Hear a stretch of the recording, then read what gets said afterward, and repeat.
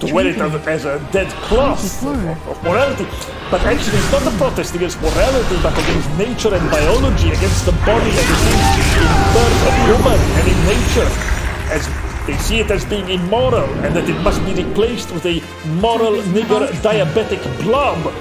And again, you know, it is as the justice of the spicnig cycle, as I say before, but I've also actually called this the HFCSICU cycle. A lot of work, but this is the high fructose corn syrup ICU cycle. It's just a way to make vivid what means the spicnig cycle. The path downward, the degeneration for man. And I will be right back to this one.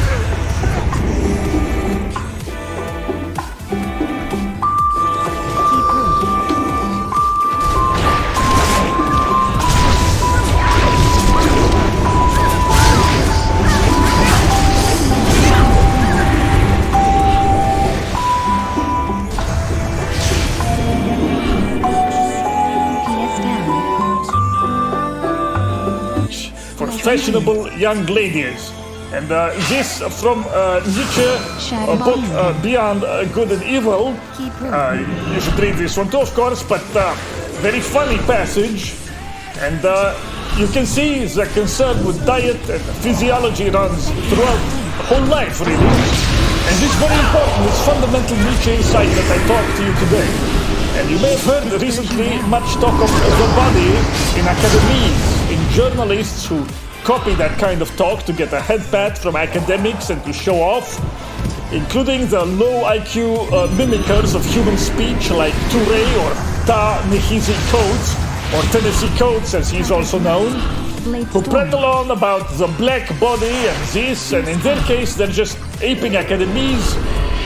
I don't know that they understand what it means, but you know, much of the so-called focus on the so-called the body has entered now popular discourse, and it was by way of Foucault and of Agamben and other postmodernists and the yokel academics in America. They want to be French and this, so they copy that. And in this case, I should repeat you to ignore and to read only Nietzsche himself and not the academic or intellectualized interpretations, because they never understand him, and because again since 1950 his thought actually has been forbidden in fundamental ways. So the only thing that seeps through you through secondary sources is highly distorted, and they would have actually done away with him if they could have.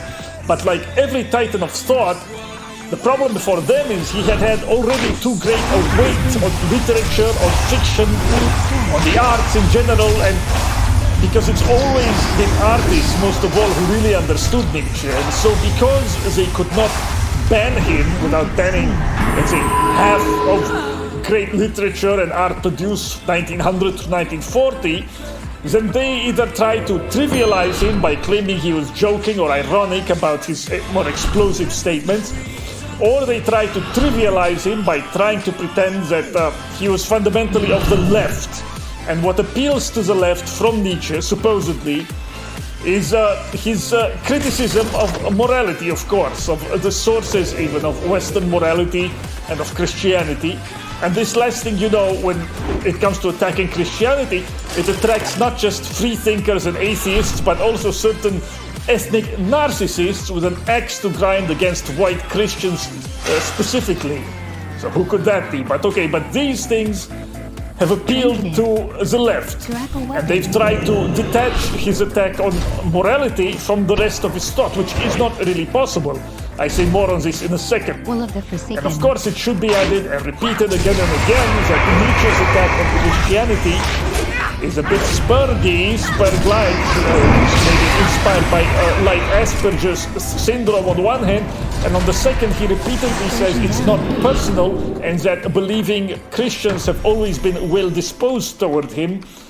And it's actually a very interesting subject maybe for another show. But aside from this, if his thought got to you at all, let's say, aside from these sources, it was maybe through some kind of cliche, be an individual, don't be one of the herd type of slogan. which this kind of has appealed especially to free-living American-style life coach individualism with its platitudes of encouragement. But again, this is distortion. In this case of the left, the way the left distorts it, it's in most cases it's irrelevant. In other words, the function of name dropping at a party and this, it's irrelevant. If Nietzsche's insight really was, for example, that morality does not exist, that it's merely an expression of powerful interests, that you should reject it in favor of pursuing your own desires and this, and they usually mean sexual desires, by the way. This is not just, it's something, not just something the modern left believes, but I should say Alan Bloom, he has a book, Closing of the American Mind, I think this is what he says it, but he points out that about André Gide, who's not of the modern left today, but before him, but I think it's mistaken, he says that he interpreted Nietzsche in this way as well, and Alan Bloom points it out, it's like using a cannon against a molehill, because if Nietzsche had said this, he would have been an irrelevant thinker. It would have been neither new nor interesting nor true. And mobilizing Nietzschean ideas to attack sexual morality, I mean, is more like, these people want to get off and also add a patina of the prestige of philosophy to it. So like I say, it's irrelevant. It's much like dropping a name at the party to show off. You do this anyway, but you say, but also this guy with a famous name say this is cool. So, and it's also in some ways self-contradictory if you think about it, because truly hedonistic people don't feel the need to justify what they do to anyone. So, this is fed into another unfortunate tendency in America, which I think I mentioned before, but a book like Ethical Slut. There's a book called The Ethical Slut, and it could have only been appeared in America. In other words, if you want to be a slut, okay, but why do you also feel you need to convince yourself or others that you're being ethical? Why are you trying to use also in other cases Nietzschean words to do away with traditional morality? Why does that matter to you one way or another?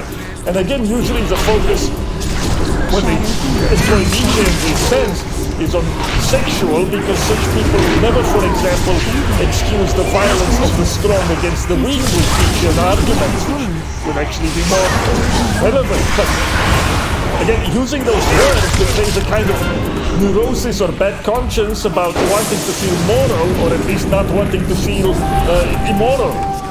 And look, the really interesting part of the show is, of course, Nietzsche's own thoughts, which I will get to in a moment, but because so many of you might have already come into touch with a distorted image of him, I need to quickly do away with the leftist and establishment lies about him that you may have encountered. So the really more insidious leftoid interpretation of Nietzsche, which is related to the one I just said, but it's much more political and insidious, and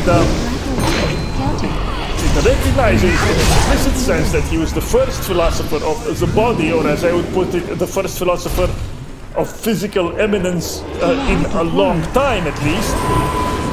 But the really more insidious part is they believe that traditional morality is a kind of limiting, discipline, oppression, excision, or determination of the body, by which this word the body, they do not mean what Nietzsche meant, or what the body might mean to a percentage normal person, but they mean a kind of primordial blob, a kind of ooze or goo, you could think of it, in conceptual goose, upon which traditional custom and morality and Western morality, including that derived not just from religion but from philosophy or partly some of the sciences, but that this somehow both oppresses and defines the body. Indeed, this leftoid interpretation considers these two things, oppression and definition of the body, to be the same. And I'm explaining in short the leftist idiocy now, not Nietzsche, but this is what they believe really in everything that human is a kind of undifferentiated blob, life, or a yeast even. They don't think of it that way, but a blob in both body and spirit actually, that is equal, it is homogeneous, and infinitely malleable. And that any attempts to form this blob or define it within boundaries is oppressive. So there is a quite interesting Twitter account before, maybe she will come back, Jewish feminist lesbian. Some people found this funny, and had in the bio, in the description, no borders, no genders. And this is the modern justification for the distension of man, both physically and at nation level. The erasure of gender, reality of sex is the more appropriate word, which is consequent of the fact that the left has a decentered personality that is on the verge of a breakdown, which is the condition of the transsexual, of course. But it all refers to this huge distortion of nature, in which again their fundamental assumption in everything is this undifferentiated blob they call the body. The body for them has nothing to do with nature, with biology, with anything. It's this blob they think of, this biomatter, and then they misapply Nietzsche's criticism of morality in the ways I told you.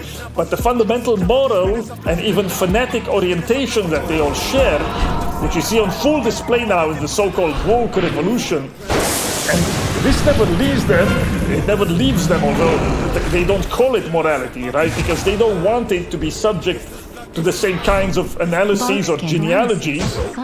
But you could say even this view maybe ultimately goes back to Rousseau, because Rousseau similarly posited a primitive man before, let's say, the problem of society was set up as he understands it, but primitive man was equal, simple, and infinitely malleable, and these two assumptions of homogeneous equality on one hand and total plasticity of nature on the other, these have been preserved by all modern leftists of all kinds.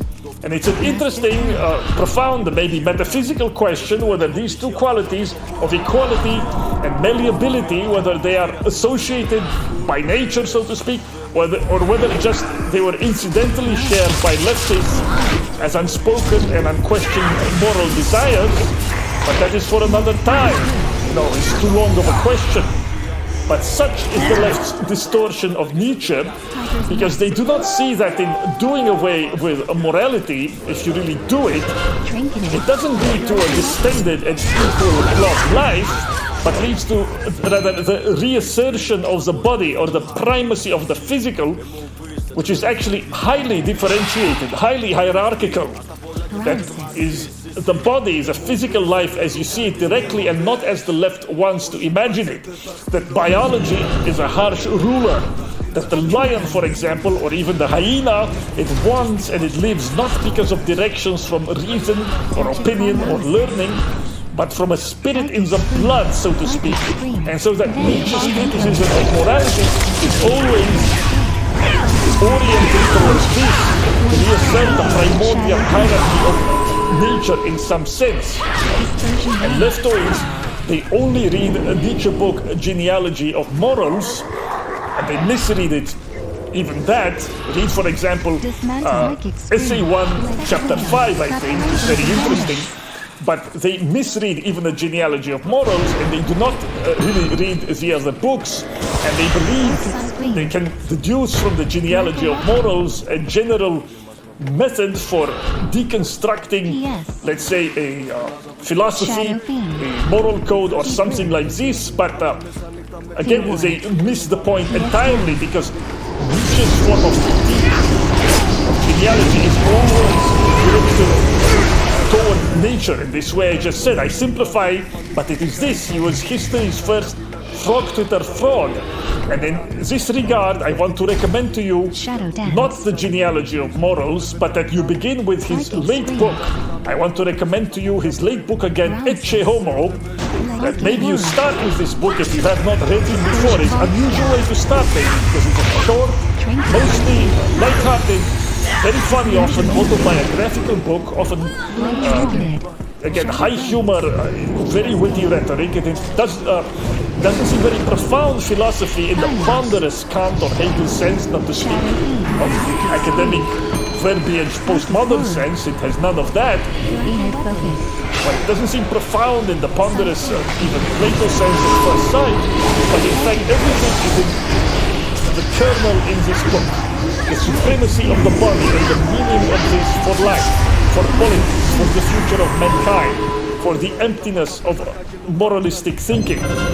And it's very interesting that Giorgio de Chirico, the painter who I discussed on episode 15, This was Nietzsche's favorite book, his favorite book by Nietzsche, and he believed he was reincarnated spirit of Nietzsche and Heraclitus when he transmigrated. And he was born in 1889, and if you look at Kiriko's so-called metaphysical period, which refers to the paintings he made roughly between 1910 and 1920. For example, Nostalgia of the Infinite or Mystery and Melancholy of a Street. You can look these up.